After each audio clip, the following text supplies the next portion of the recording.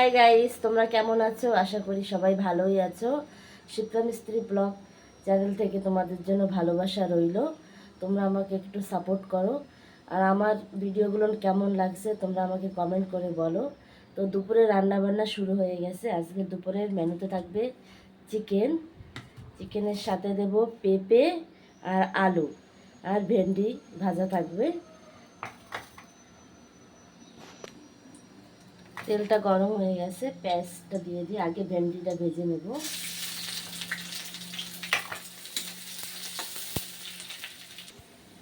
তোমাদের কি রান্না বান্না হয়ে গেছে? তোমরা কি রান্না করতেছো কমেন্টে জানাও। আমার রান্নাগুলো কেমন লাগে তোমাদেরকে তোমরা বলবে।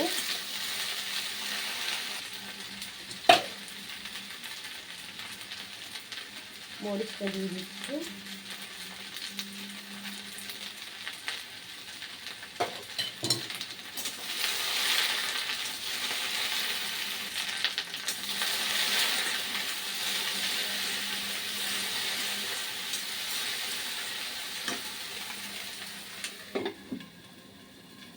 ভাতটাও প্রায় হয়ে গেছে।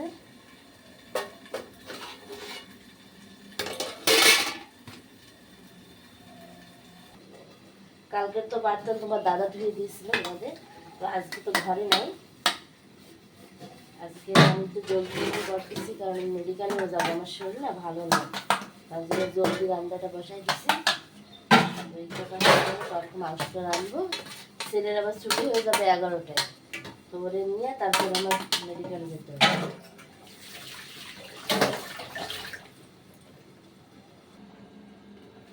বাচ্চা হয়ে গেছে, ভেন্ডি ভাজাটাও প্রায় হয়ে গেছে।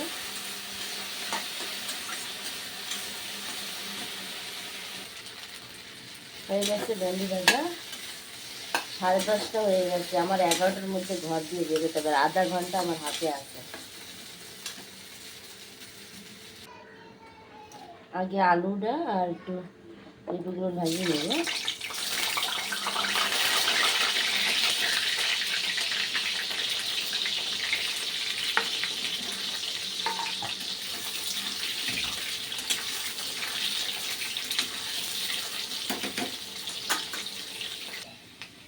ভাজা হয়ে গেছে, লাল লাল করে একটু ভেজে নিচ্ছি।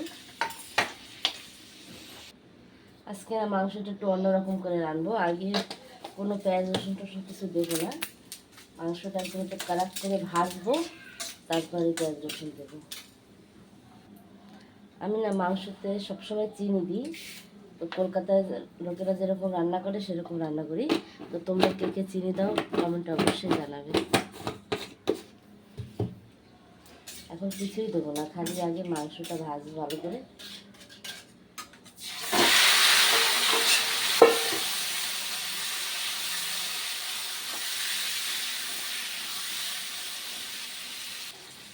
কোনো কিছু বাটবো না, এর মধ্যে দিয়ে শুকনো দিয়ে দেবো।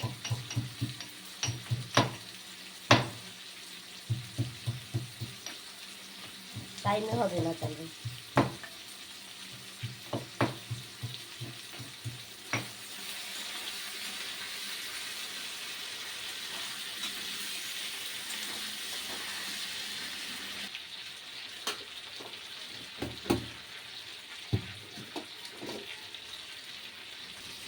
মাংসটা ভাজা হয়ে গেছে, এর মধ্যে আলু দিয়ে দিচ্ছি। পেঁপেটা একটু পরে দেবো, কারণ পেঁপে যদি এত জলদি দিই না একদম গলে যাবে। সাথে পেঁয়াজ দিয়ে দিচ্ছি।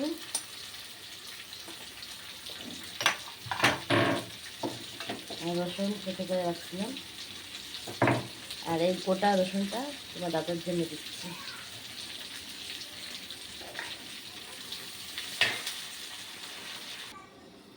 কষানো হয়ে গেছে, জলটা দিয়ে দেবো।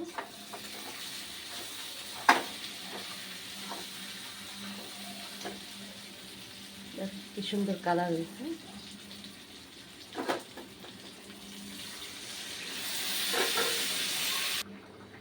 পেঁপে আর আলুটা এখন দিয়ে দিচ্ছি।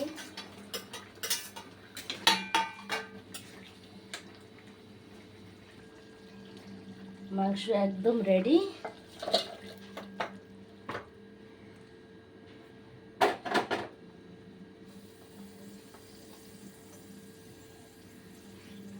কে কে খাবে জলদি চলে এসো।